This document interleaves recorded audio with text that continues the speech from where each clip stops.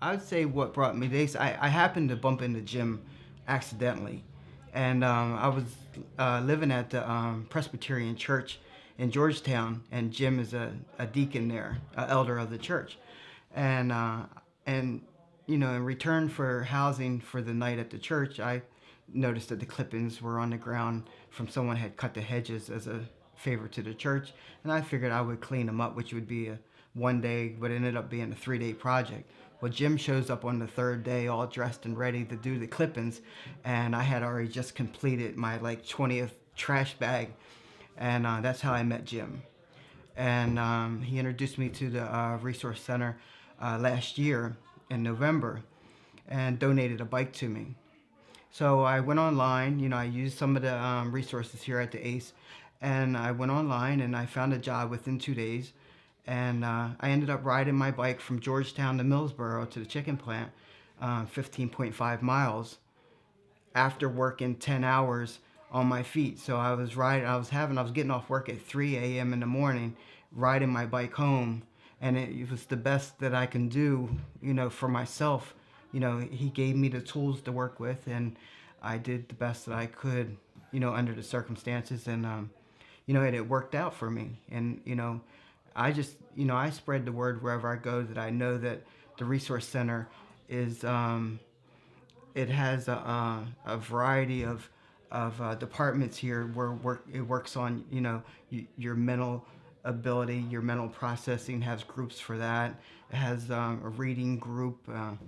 It's just holistic in all of its, in all the categories of education and housing and mental health. And so everything has to be working all at one time, or so that one person can function the best of having all of his or hers faculties in order.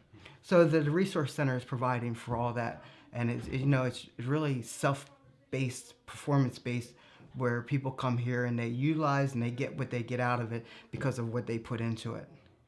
So and that's I come here and I try to use the best little the time the best I can, and and things work out for me, and they can work out for other people as well. It's utilize what you got here. I mean, there's nobody holding your hand, but you can get help from other people while you're here, and the volunteers are just so helpful to just to give another person a helping hand, because it's not like we're looking for a handout, it's like a hand up. And that's one thing Jim you know came across to me, is like, I'm going to give you a hand up.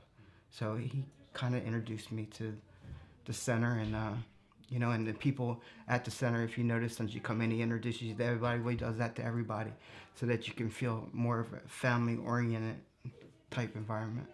So, and I had been here for only a week, but I knew that, eh, you know, I knew how to.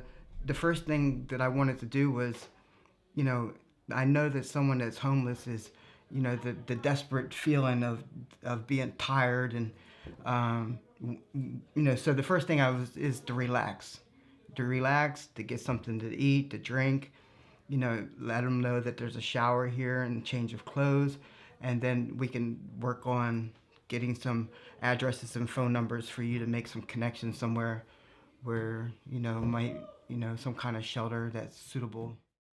Well, I think what makes this place stand out among other places is the love that Jim and his staff have for the people in the community that are struggling with homelessness and disability, and we kind of know that those two go together a lot, and so he's real compassionate to people that are coming in, and knowing that each individual takes a little more specialized care than the other may, and I just feel his compassion for helping the homeless and people with disabilities are, is his driving force in it. And I feel the same compassion that when he shows and I see a tear come out his eye for, he explains to me how that he finds the great joy just from the love in his heart, and it's not about the money.